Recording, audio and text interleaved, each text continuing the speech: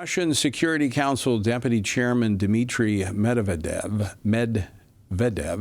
said peace talks between Russia and Ukraine are meant to ensure his nation's swift victory.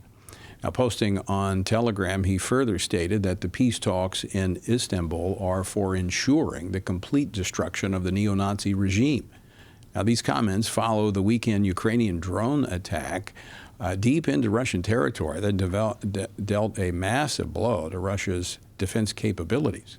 So what does all this mean for the war at large? Well, here to discuss this and more, Congressman Pat Harrigan, who serves on both the House Armed Services Committee and the Committee on Science, Space, and Technology. He is also a combat decorated Green Beret. He represents the 10th Congressional District of North Carolina.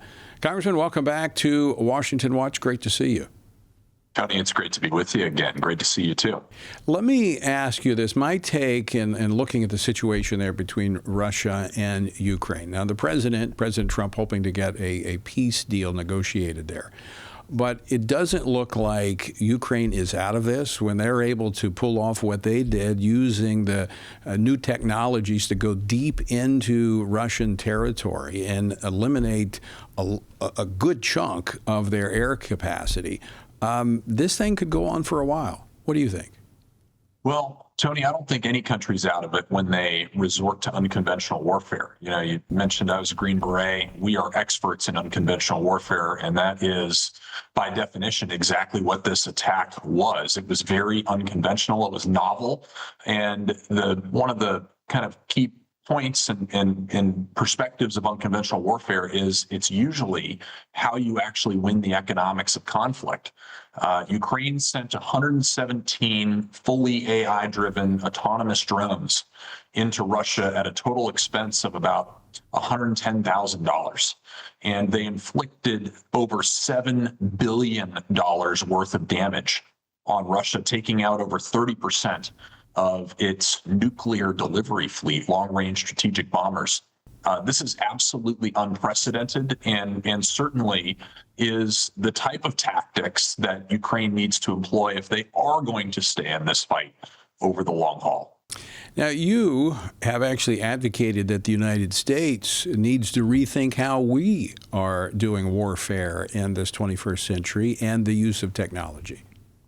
Absolutely. I have said for my entire time up here that what we're doing, fundamentally supporting Ukraine by shooting $1 million missiles at $50,000 Russian drones, is not only not allowing us to not win the war in Ukraine because we're losing the economics of it, it's also just adding to our national debt. And certainly that's a topic that we all need to be concerned about. And so we have got to figure out how we get our defense industrial base to make the low-cost solutions to our enemy's high-cost problems, not the other way around as it has been for the last 30 years where we have not won our wars. And we have to change that paradigm if we're going to properly deter or defeat China in the future. So I'm doing a ton of work to try to make sure that we start winning the economics of our conflicts again. And if we do that, Tony, the most important thing is we actually won't fight our next conflict because our enemy knows that we can win the economics of it. Well, let me ask you a controversial question, Congressman. So is it the military-industrial complex that's driving our technology because it's expensive and they make money off of it? It doesn't intentionally start out that way, but that's what it's become. And I think we've all got to understand and heed the warning of President Eisenhower. There is a military industrial and there is also a congressional complex. We have to understand that a good part of this is we have parochial concerns that affect every single congressional district across the United States. And when that particular congressman or congresswoman fights for what is being produced inside of their district, oftentimes the wrong decisions are ultimately made on what investments we should be making.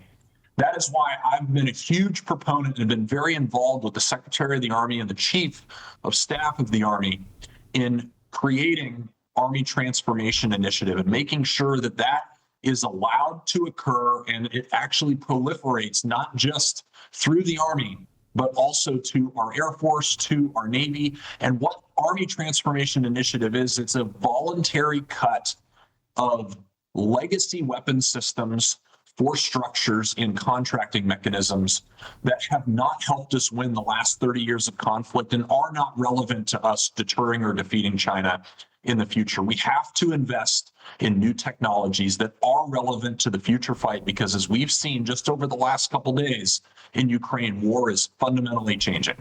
Let me go back. We've got about a minute and a half left, Congressman Harrigan. Let me go back to Ukraine. And as you pointed out, about $110,000 and what it cost them on the drones, their technology, compared to what the damage they inflicted. Was that in part, they've been planning this for about a year, I understand from the reports I've read. Was this in part because they had to rely on their own ingenuity and what resources they had, knowing that America was withdrawing, so they were more creative? Yes, and they've been more creative since we have signaled uncertainty towards them, which is exactly what they should be doing, right?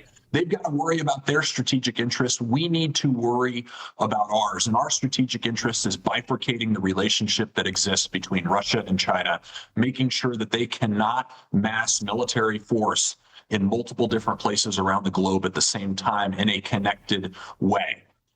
Ukraine is doing what is in its long-term strategic interest right now, which is expelling Russia, or attempting to expel Russia outside of its territorial borders. We should expect them to do that. We just also need to act in our strategic interests as well. That's what I've been trying to get people up here to understand. Those two things are very different. They are not the same.